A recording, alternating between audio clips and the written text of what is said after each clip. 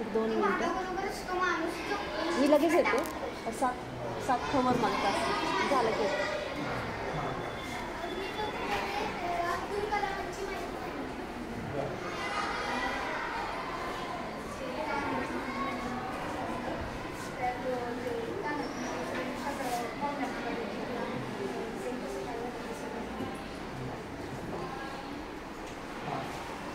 शिवाजी महाराजांचे पुस्तक खूप वाचले तर त्यातली एक गोष्ट मला अफजल खूप आवडला.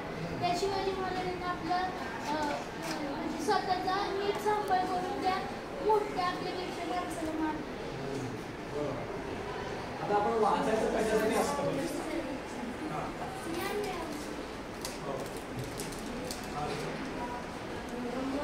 मन शांत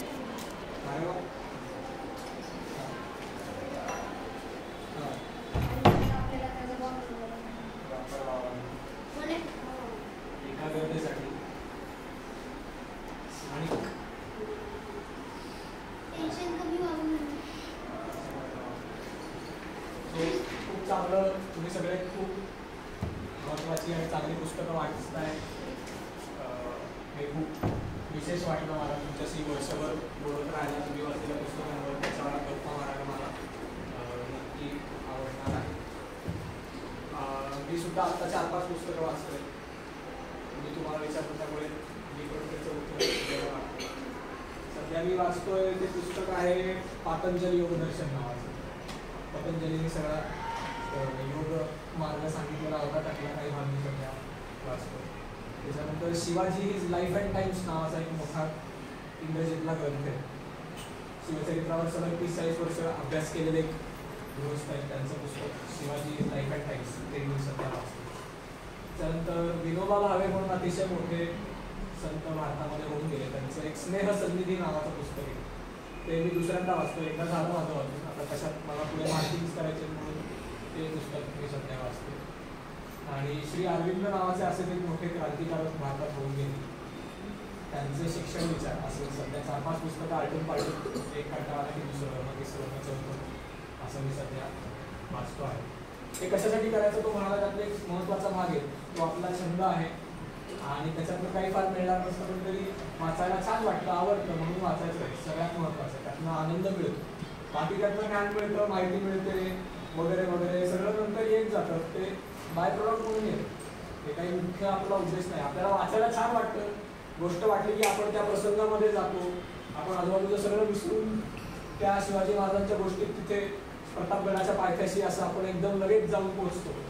आणि त्यामुळे तिथे आपण बसलेलो असतो द्रविड हायस्कूलमध्येच पण ते पुस्तक समोर आलं की अचानक आपण कुठल्या तरी वेगळ्या दुनियेत जाऊन पडतो. सो अशी सगळी पुस्तकं तुम्ही वाचताय हे नक्की मला भारी वाटलं. या सगळ्या महत्त्वाच्या प्रक्रियेमध्ये दिवाळी अंक महाराष्ट्रामध्ये निघण्याची एक परंपरा आहे.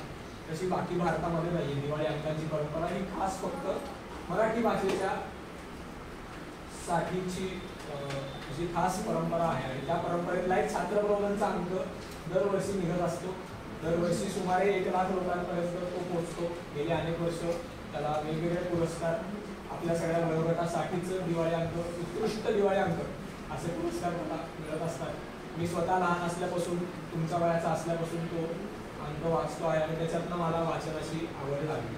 त्या अंकामध्ये काय काय असणार आहे? नुसत्या गोष्टी असणार आहेत का? गोष्टी असणार आहेत पण त्या कशा प्रकारच्या? गोष्टींमध्ये सुद्धा प्रकार आहेत. काही गोष्टी माहितीच्या असतात, काही ज्ञानाच्या असतात, काही गोष्टी या फक्त एखाद्या मुलाची गोष्ट, मुलीची गोष्ट असं ललित लेखन असतं. अशा 3 प्रकारच्या 4 प्रकारच्या गोष्टी या त्याच्यामध्ये नक्की येणार आहेत. काही गोष्टी माहितीपर असतात, काही कथा या विज्ञान कथा असतात, काही कथा साहस कथा असतात.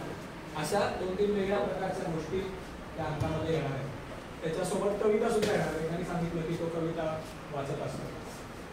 सो कविता त्यांचं महत्त्व काय आहे तर उगाच लांब लचक सगळा पसरा वाचत बसण्यापेक्षा एक कविता पाठ केली की झालं संपला विषय.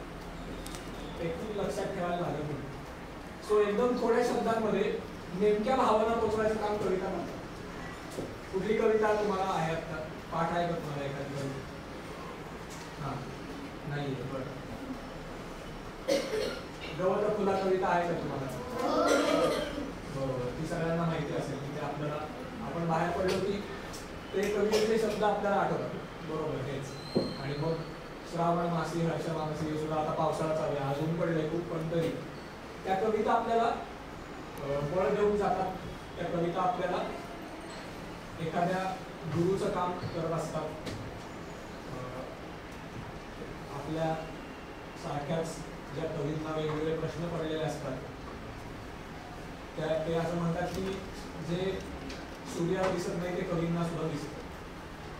तो असे जे विशेष वेगळे अनुभव असलेले कवी असतात ते सगळे कवितांच्या मधनं आपल्याला पर्यंत हा सगळा भाव पोहोचवत असतात. अशा कविता सुद्धा त्या अंकामध्ये असणार आहे.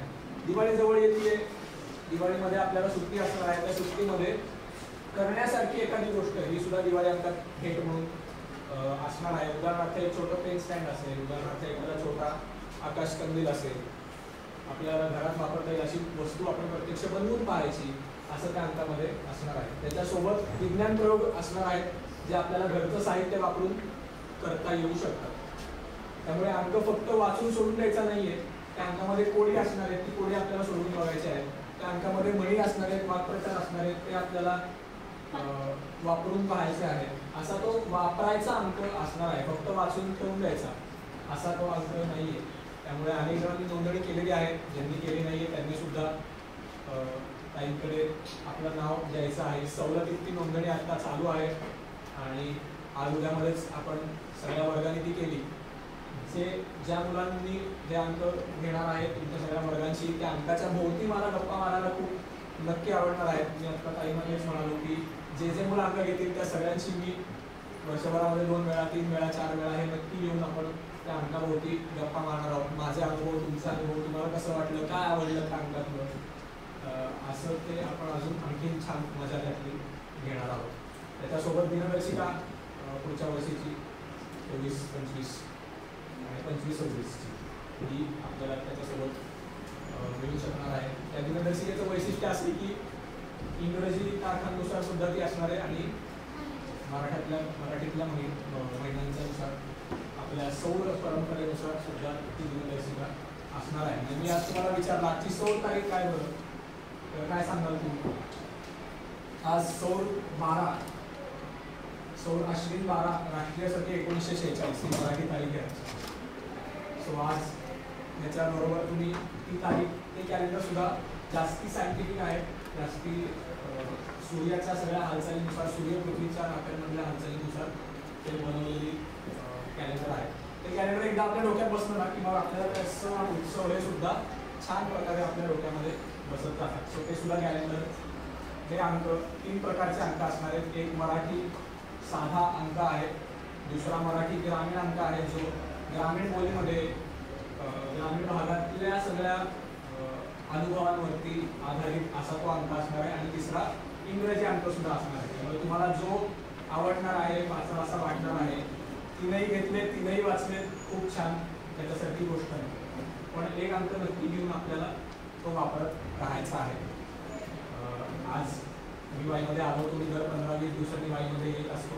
तुमच्या सगळ्यांशी पुन्हा बोलायला नक्की आवडेल. खूप छान अभ्यासू मुलं सगळी तुम्ही आहात असं लक्षात आले. मुली कमी बोलल्या, पण मी पुढच्या वेळी बोलतो.